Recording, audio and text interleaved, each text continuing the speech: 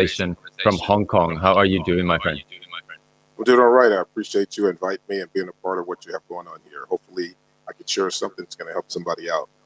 Yeah, I'm sure you will. So, all right. So today we're going to be talking with Solomon about entrepreneurship and a lot about performance and lifestyle needs. And I want to just dive straight into it. Let's go. And if you look at what's happening in the world today, and despite the coronavirus and despite the sort of unemployment rates, there's this entrepreneurship rise that everybody wants to be an entrepreneur. It's kind of like a hit thing. It's kind of a sexy thing to be an entrepreneur, but I'm not sure if everybody can actually do it. What do you think are the prerequisites, if you will, or the needs to be an entrepreneur?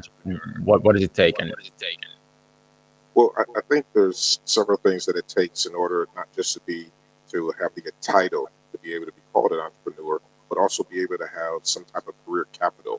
Means that you have something that you've acquired that people are actually willing to pay you for, versus to jumping in something that you know a little bit about, but not able to actually deliver, or it's not something that's a demand from the market that they will actually pay you for. But more than anything, of course, you're going to need mental toughness because it's not going to be instant success. No one finds instant success. If they do, they're not being truthful. They're not being honest about some of the diversity, some of the hardships, and some of the different things they had to go through in order to become or get to where they are. So mental toughness, I think, is right up there with the knowledge of what it is that you're going to do. Of course, you got to do your research. You got to be able to find out, is this something that's a need or necessity within the market, or is this just something I want to do because I feel compelled about it, or because I feel compassion about this particular thing, or toward certain people. And so just saying that I have an idea or I have a vision and now I'm an entrepreneur is usually the road most people take. But they find out very quickly that it takes a lot more than just a vision and passion to actually be a successful entrepreneur. yeah, 1,000%. So walk us through a little bit of your journey. How did you become an entrepreneur, and was it something that you just fell into your laps, or you and some of the maybe pitfalls, or and your beginning stages of your journey? How was that? Well, I think actually an entrepreneur, because of the wideness and the broadness of the skill, it actually encapsulates a lot of different things. Because whenever you're really working for someone and there's a guaranteed paycheck, you're not an entrepreneur. But if you're diving into something with some experience and you're acquiring experience and also some leverage as you're going, potentially you could be an entrepreneur and even successful. But when it comes to some of the pitfalls, one of the biggest pitfalls that I see on different individuals that I coach is that they try to move too fast. They try to accomplish too much in a short period of time. And then also, they're not aware of their spending habits or how their spending habits actually reflect on the product that they're actually trying to deliver. And so if you're spending more money than you have coming in, obviously you're going to be at a deficit. But if you have a certain amount of money set aside that you're spending in a certain amount of time, and you actually have milestones that you're attempting to hit, you're on the right track to at least accomplishing something and moving you forward with what it is you're trying to do, versus that if you have a vision and you're just running in circles and you're buying this and buying this and buying this and just getting people on your bandwagon to say, hey, you're doing a great job, it's really going to set you up further on down the road. I've had several failures as far as in what it is that I've been trying to do. I've been doing this over 20 years. I had different projects, and I'm even starting another project now. Probably one of my failures was this thing called a bungee band. And so I had an attorney, I had a patent attorney, I had a name attorney, I had everything. I had the insurance, the commercial insurance that's required once you do a project in case someone gets hurt and they want to sue you. You have to have your protection for that. So the bungee band is a band that you put in the middle of your skateboard and you actually pull up as you jump. And basically what this does, it gives the individuals that have low skateboarding skills the ability to ollie through the air. Ollie is when you're actually levitating your board by a band, or the very skilled ones are doing it just by their feet and their flexibility and their agility and their athleticism, and they're lifting the board off the ground. But with the band, it's for the individuals that has a lot less athleticism. And so I did that probably maybe 16 years ago, maybe even longer than 16 years ago. But I went the full route. I flew into China. I visited the manufacturer. I tested the product, make sure that it didn't have any type of toxicity inside of it. I made sure that the product was going to work. I did everything. But Mhm. there are certain things that early in the journey that I didn't have and I wasn't aware of, especially since I had a partner or the manufacturing partner that was actually in China. And the relationship wasn't as strong and as durable as it should have been. And then Mhm. that's where some of the problems came in, actually, Mhm. because not only was he selling my product to me, but he was also making my product available to other people as well. And Nice. that basically helped hurt me because I'm thinking I have a very unique product only because that I have a patent. I did the patent research and I was a patent Uh-huh. holder, but I didn't have a relationship that was strong enough with the manufacturer to make sure that he wasn't selling my product or making it available to someone else, which Right. allowed a competitor to be able to come into the market and actually compete with me with my own product. Wow. So, yeah, That's lesson interesting. learned. Yeah, and it's a lot of work. I mean, flying to China, and this, like I said, it's over 16 years ago. Flying to China, Mhm. locating, not being aware of the language, unaware of the customs, unaware of the environment, unaware of the culture, Mhm. unaware of how they do business on a large scale, and that's at a disadvantage if you don't do your research and if you don't form the right relationships. That's ultimately going to make you successful Mhm. because it's all about relationships. That's it. That's it. I can underwrite that every single day of the year. Um, the so what do you see talking about sort of the mistakes? What are the quote unquote pitfalls or the smaller or bigger mistakes that you see the starting entrepreneurs or entrepreneurs in general doing today? Like what are the most common pitfalls that they fall into? Um, what I see, and this is sometimes of individuals that I coach or different individuals that write questions online, is that they don't have a plan that's developable. They have just a stage that they are in, and they're just moving around inside of this one box that they're inside of, but they don't understand how to get to the next level. And the reason that takes place is because people lack the ability to do research, and they don't have the humility to actually ask someone that's been where they are or someone that has that expertise that's actually going to be able to excel them in what it is that they're attempting to do. And that's extremely dangerous to jump into a field, an industry, or an arena, and you're unaware of what the pitfalls are. And you don't possess the expertise that's going to carry you further than your vision or your passion. I mean, of Mhm. course, people always say you need passion, follow your passion, follow your passion. But if you don't have career capital, if you do not have the ability or the skills that's actually going to take you to the next level, how will you get there? And a lot of Mhm. times, this question is not asked to themselves on how they're going to actually accomplish this. And that's a huge pitfall. That's one of the Mhm. big pitfalls. The second one, of course, like I had mentioned, is that people spend more money than they have. And of course, you Mhm. have to spend money initially, but it has to be spent in the right areas. And the best place they can spend money is on research and market analysis.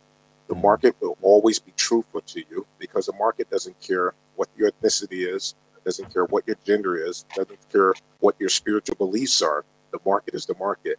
And the market will always tell you if your product has value, and the market will also dictate the the dollar value of your product as well. So even though you might think you're worth $1,500 an hour, the market is only willing to pay you 300, then you're only worth $300 an hour.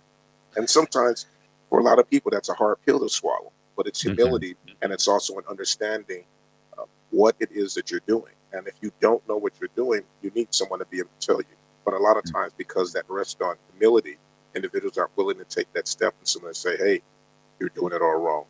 And a lot of times people don't like that. But Yeah. that's the honest truth, and that's things that people need to be told. Yeah, so what I'm hearing is just have boots on the ground as solidly as possible, and a lot of especially the younger people right now, especially if you follow social media and you look at this sort of sexy picture of entrepreneurship, you might have your head up in the cloud and your boots on the cloud as well, but Yeah, it's true. you have to like ground yourself and look at the actual truth of it and where you are and what's happening and and what do you actually want out of it. So that's awesome. Um, Go ahead. No, I was going to say another thing is that a lot of times when an entrepreneur or a person that's pursuing their passion, they're not really looking at something that's realistic or achievable. They want to Mhm. make three, $400 million in 5 years, but is it Mhm. realistic? Is it achievable? But not only that, do you have the skill set to manage that type of money in the event that you came into it? No, you Mhm. don't. And so the biggest thing is that it's got to be realistic, it's got to be achievable, and it has to be a plan that actually makes sense, and it has to be one that people can't poke holes into. And the Mhm. best person to poke holes into your plan is you, because supposedly you know it better than anybody else. But if you have that mindset, you understand that you're after something that's realistic, something that's achievable, and something that you have the skill set to be able to accomplish with the assistance of an expert, then you're going in the right direction for sure. Right. Um, all right. So let's go into the where are we right now? Obviously, the reality is like we just talked about the truth and being real and Yeah. having those boots in the ground. The COVID is everywhere around the world, and nobody really knows when it's going to stop or what's going to happen. And I'm a big believer of opportunities still, despite what's happening around us. I believe that there's always opportunities, Yes. one way or the other. What are some of the opportunities, especially from entrepreneurship and entrepreneurs' point of view, that you've seen this year, or either looking into sort of, let's say, 6 to 12 months in the future? Well, the one thing that I found, and I'll agree with you, is that opportunity is always everywhere. Hmm. The other thing is that what a lot of people don't realize is that opportunity doesn't come when it's convenient. Opportunity comes because of an adjustment or alignment that's taking place in the market, and you have to be in a position, and actually you have to be prepared to take advantage of the opportunity. Meaning that Hmm. if something opened up and you needed $10,000 to jump on this opportunity, if you haven't been smart with your finances, then that's not an opportunity for you, only Hmm. because you don't have the $10,000. If an opportunity opened up based on what you establish yourself as with your career capital, and someone says there's an opportunity for you to pursue this because of your experience, your knowledge, and your background, then that's a realistic opportunity. Even though Right. it's not convenient, it's a realistic opportunity that somebody could actually pursue. And opportunity does not come when it's convenient. Opportunity comes when things are aligned and you're ready actually to go into it. When you talk about the next 6 to 12 months, anybody that's looking, uh, anybody that's in the entrepreneur field of any degree, um, there's never any rest. So that means that you're not looking at 6 to 12 months. You're looking 24 months down the road where it is you're going. And you're Hmm. not waiting for COVID-19 to stop so that you can start your business. If Hmm. someone's doing that, it's an inaccurate way to position yourself when it comes to the market. Because if COVID-19 clears up tomorrow, have you already established something that you can roll out for individuals that's within that in that dynamic industry that you're a part of? Not if you're just sitting around and waiting. You don't, because that means that you're in your comfort zone and you're waiting for this COVID-19 or this season to move on before you can actually do what it is that you want to do. And that's a lack of preparation. So if someone's planning to do something in 6 to 12 months, they need to be developing their plan now. They need to be doing their market analysis now. They need to be doing their research now. They need to be forming their team now. They need to be in the developing stages of getting ready to release, whether COVID-19 goes away or it stays. You have to be able to diversify your product so that it can be timely regardless of what's going on. And that's the thing that hurt a lot of markets, not markets, but restaurants here in Hong Kong, because they weren't set up for delivery. So when COVID-19 came, there's nothing they could do. Why? Because they're not set up for delivery and they don't have that as a part of their business plan. So therefore, they lose out on all that business. And then since we had that second wave, people attempted to do it, but because it wasn't already a part of the plan, they faltered on it. And so, regardless if the market is hit by a disease, or it's hit by something else, or it's hit by a pandemic, or typhoons, or whatever the case is. I Hmm. mean, we have typhoons here in Hong Kong. Yeah. Yeah. So the thing is that you have to already be ready for the unexpected. Can you prepare for everything? No, you can't. but you can do your best to understand what takes place, what the market is, who your market is. And that's another thing that a lot of people overlook as well. They don't know who their market is. They don't know where to direct their energy towards, who is actually willing to buy their product. And Hmm. that's another problem as well. I mean, you have a product, your product could be great, but if you're marketing it to 60 and 70 years old, but the dynamic, but the dynamic demographics say you should be marketing it to 35 and 45-year olds, then you're hitting the wrong market. And so Hmm. therefore, you think that your product is not working, which is not true. You just haven't properly analyzed the market. And so where is it that you should best penetrate as far as for your product in order to give you the opportunity to succeed? Interesting. So I love that.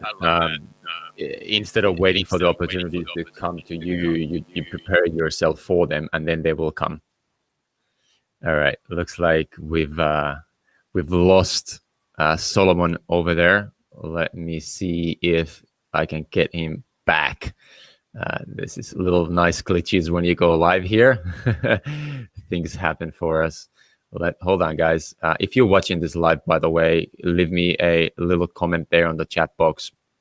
If you're watching this on either a Facebook or if you're watching it on YouTube or either on LinkedIn, if what are the pearls of wisdom that you're finding from this conversation with Solomon? I'm trying to get him back here. Let's see, since I lost him. It is, we're talking about entrepreneurship with Solomon. Let me just see if I can get him back online. Uh, this is the funny little glitches that happen when you go, especially when you do it on multiple platforms at the same time. So you got to pay to play, I suppose. That's kind of the name of the game here. So let me see if we can get him established back with us. Solomon, if you are, let's have a look. Let's have a look. Where is he? Just want to see a little bit of a link. There he is. Let's throw him this link back. There we go. So let's have a look. So we're live here talking with Solomon Cutler, even if he's not here live with me, but I'm waiting for him to jump back online. It is a 6:30 here in Tahiti, Sunday, Wednesday morning. Yes, Wednesday morning. And we're talking about entrepreneurship. And there he is. He's coming back. Let's get him. Let's get him back. There he is. He's back in the business. Did you fire me? I don't know what happened, but that's the interesting part of this live streaming, especially when you do it through the multiple platforms. Sometimes people jump out, and then we got you back. All right. So I think we kind of got thrown off a little bit over there, and we're talking about the markets and opportunities, and I was, hold on, let me just put that a little bit further down. I got a little bit of a backscatter there. We were talking about the preparation and being prepared for the opportunities instead of waiting for the opportunities, because when you prepare yourself, that's when the opportunities more than likely come. And I don't think there's nothing worse than having some kind of a slight opportunity and not being ready for it. Right. Yeah. Because that's definitely has happened to me, and I was like, oh, there's something coming up, there must be something coming up. I wasn't doing the research, or I wasn't building my skill set to be better at what I'm doing, and that stinks. Then when something comes up to you even a little bit and you weren't ready for it, then that stinks. So all right, so what are the solutions that you see right now? I mean, I know you underlined a lot there already about building your skills and building your skill sets and being prepared. What would be the other sort of little small takeaways for entrepreneurs right now to find solutions for themselves if they don't know where they are, if they don't know where they're going? Where would one start? Well, I believe they need to start where their career capital is. What is it that they possess? What is it that they have that someone's willing to pay them for? And if they already have a 9-to-5 job, that's a clear indicator that they've acquired a certain skill over a certain amount of time and that they're being paid for it. So rather than jumping out of their area of expertise, stay within your area of expertise and then jump off that platform. Don't go in the opposite direction of something that you know nothing about and attempt to jump into it. Whether it's Bitcoin, or it's mining, or all these different things that people are making, a lot of money and different things, and also losing a lot of money. But stay in the frame of where it is that you're actually competent in. Don't go into an area where you don't possess any competence, because you're going to fall flat on your face. And move with a certain speed and direction that will dictate where it is that you're going. So don't go so fast and don't try to accomplish so much in a short period of time. But stay within a cadence where you're actually comfortable with and you're actually getting things accomplished, versus that you're running as fast as you can to get as much as you can done, and it's insignificant and it's going to be unsuccessful. And make sure that you form a discipline that you're doing the different things that you need to do on a daily basis, understanding the market, doing the market research, understanding who your customers are, identifying your customers, and making sure that you are actually targeting the people that's actually interested in the product that you think that you actually want to do. And explore different things, and explore as many things as possible without spending money. Don't spend money on anything unless you absolutely have to. Don't. Right. And a lot of times people spend money as soon as they jump into the game, and they find out they have less money, and then once it's something that the business actually needs, they're in a very bad position. They don't have the ability to actually pay for it, or they can't move in that. Or then also the business shuts down, closes up, and goes away. Which is the last thing they want to do. What about something that we haven't talked about? And I think what about support? Where does support come into play? And what kind of support you've had along your own 20-year journey? And when would be the best time to have quote unquote mentors and coaches, and you're a business coach yourself? Because I know, especially for myself, that I have this mindset sometimes that I can hack it on my own. I can do this, and I just need to acquire more ideas and skill sets, and watch another video and take another course.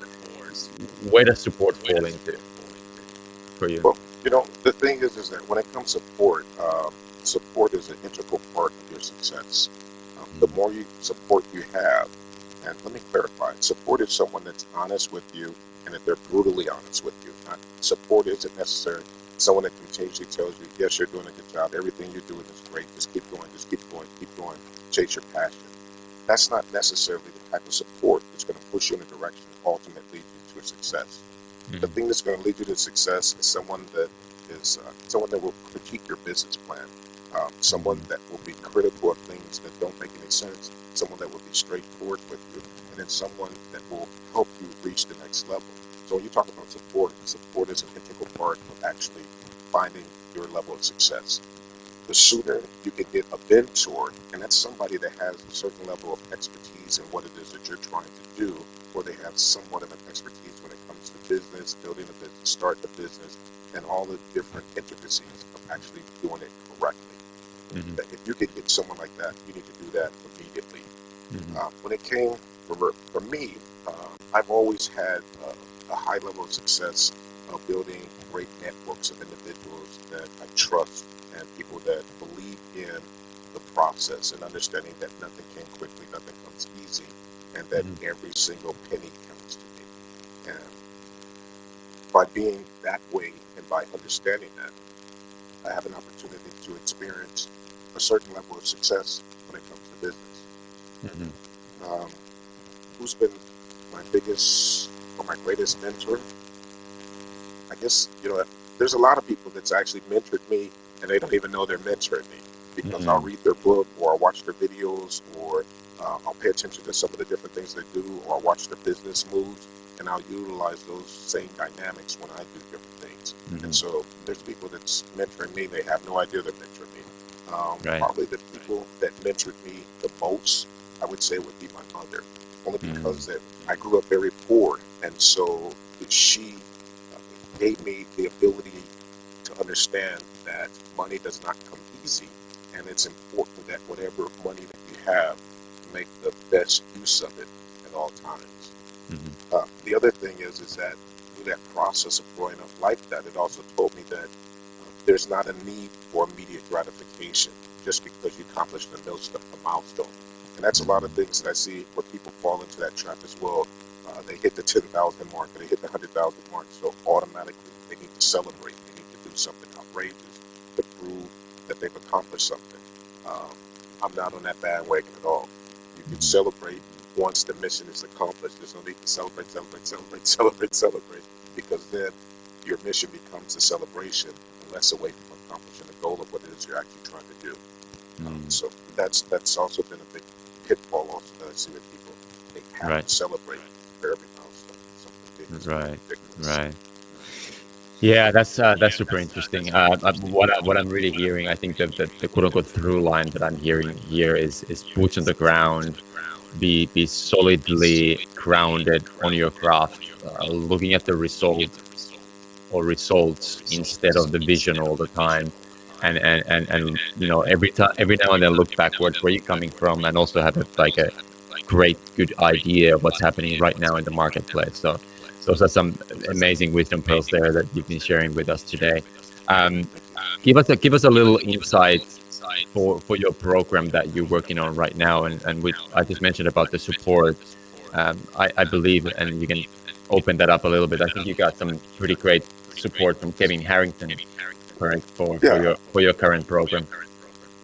yeah. And so, like when you say current, uh, that's still going on, but something new Hmm. has already started since then.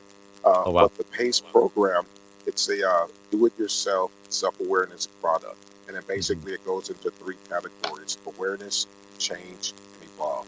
And each one of those modules are broken down into 4 days, and each day is broken down into 6.5 hours.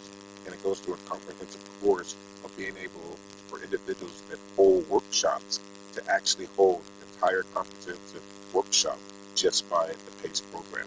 So Hmm. basically, it's a seminar in a box, and it'll tell you everything. It gives you videos, it gives you tutorials, it gives you the play sheet, it gives you all the notes, it gives you all the experiential exercises, the group activities, the one-on-ones, everything. So it's a seminar inside the box, and it gives everything.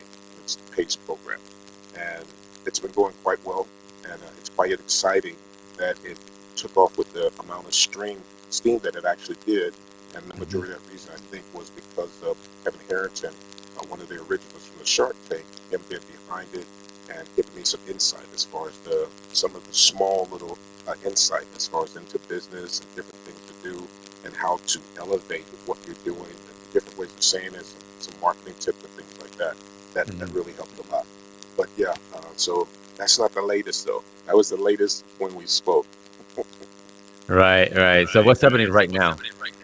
Okay, so right now I have I have two close friends in Kenya that I did some microfinancing with maybe about 5 years ago, and then I have another friend that's in Uganda. Hmm. And what we're doing is that we're going to launch a business that basically is going to be different type of clothing, different type of textiles inside of Uganda. So Uganda would actually be our home base where things will be. And then in Uganda, or actually in a lot of some of the countries there, there's no trust as far as with the online platforms because once you buy something online, it's yours and there's nothing you can do about it. And Hmm. so we're utilizing that as one of the things that we come in as far as to our strength because we're going to have a retail shop where they can actually bring something back in the event that they receive something that they don't want and they can purchase it online. Additionally, we're going to have a warehouse to where we could sell to small retailers on some different type of fast commodity, fast moving goods as well. And so those Hmm. are going to be the three platforms that we're doing right now. And so we're planning now because we don't know when COVID-19 is going to stop. But Hmm. COVID-19 is not going to stop anybody from shopping. It's not going to stop anybody from buying. It's not going to stop anybody from buying things online. So Hmm. if people are using COVID-19 as a way or as a scapegoat to say, well, I can't do anything because COVID-19 is going on, it's not true. You're not doing anything because you're in a comfort zone of waiting. And then waiting won't get you anything at all. And so Hmm. that's a new thing that we're forming. And it's pretty exciting. Pretty exciting. That's awesome. That's awesome. So like I said, like the second thing that I'm hearing is like first of all you have your boots on the ground, but also those boots are moving all the time. all the They time. they they're moving forward. They're moving forward. The last question for you: where do you pull your drive from? Where we mentioned a tiny bit about the passion that it's not the first thing, but when you feel the mornings that that you wanted to kind of stay in bed or you don't feel like it, how do you connect to that drive? Where do you get your passion out from? Okay. First of all, there's no staying in the bed Monday through Friday. Nice, nice. I make it a point. I drive my girls to school every day. So Hmm. Monday through Friday, I drive my girls to school. So that's a point. So I'm always up early at 7 o'clock in the car, and I wait for them downstairs. I take them to school. Immediately Hmm. afterwards, I have a routine. Now the gym is back accessible, so I get the opportunity to go to the gym. And I've been Nice. going to the gym consistently for over 40 years. So it's a part of my discipline. It's a part of my life, and it's something I really enjoy. And so, Hmm. therefore, if I have a place in a position where I can do something I enjoy, I don't need someone to motivate me or tell me, "Hey, come on, it's time to go." I'm doing something I love and I enjoy anyway, so Right. I don't need it. But I'm motivated just because I just love work. I love business. I love the ability to create something that's bigger than me. I love bringing other partners in on the business and seeing how we Hmm. can actually do something together. So my motivation comes because it's something I love to do. And I mean, Mm. you heard all the different adages. If you find something that you love to do, you won't work a day in your life. That's not true. I'm working hard all the time, and I love Yeah. it too, and I enjoy it. Yeah. And then also my motivation is that I want to provide the best life for my family as possible, and I Hmm. want them to be able to enjoy life, and I want them Hmm. not to have financial worries or financial burdens or different things like that. And then Hmm. also, we always enjoy taking vacations, so my motivation comes for being able to create memorable experiences for my family and also for myself, and also Hmm. to experience some of the nice things in life. So I'm not saying that, well, I am frugal. I don't spend a lot, but I do like to enjoy things when I do. Hmm. And before we spoke about it, celebrating. I don't celebrate on milestones. If I want to celebrate something, I just go ahead and celebrate. So I don't have to accomplish something to celebrate. If I'm working this hard all the time, any time is good to celebrate. And so you don't have to Nice. have a milestone to actually solidify that, hey, this is the reason why I'm celebrating. I just celebrate because Right. I'm in a space and I'm in an opportunity where I can. Not that I've accomplished something great, but just because that I'm in that frame of mind, I figure, hey, let's celebrate. Beautiful. Beautiful. So let's wrap up with that one. That was a beautiful. Thank you so much for that discussion. There was a lot of wisdom pearls. Actually, myself, I'm gonna go back into this stream and pull some of those wisdom nuggets out that you mentioned. Thank you so much, Solomon. I know, and actually, this is another part of the entrepreneurship. I think it's midnight, past midnight for you.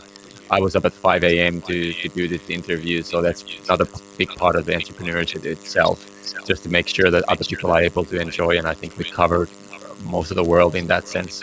Oh, that's good. But but yeah, thanks so much. That was awesome. Thank And you. have a restful night. And I'm sure we can catch up very soon again. Yeah, I appreciate it also. It's been a great time, and definitely let's put this on calendar again to do. Awesome. Thanks so much, Solomon. All right, thank you. Sleep well.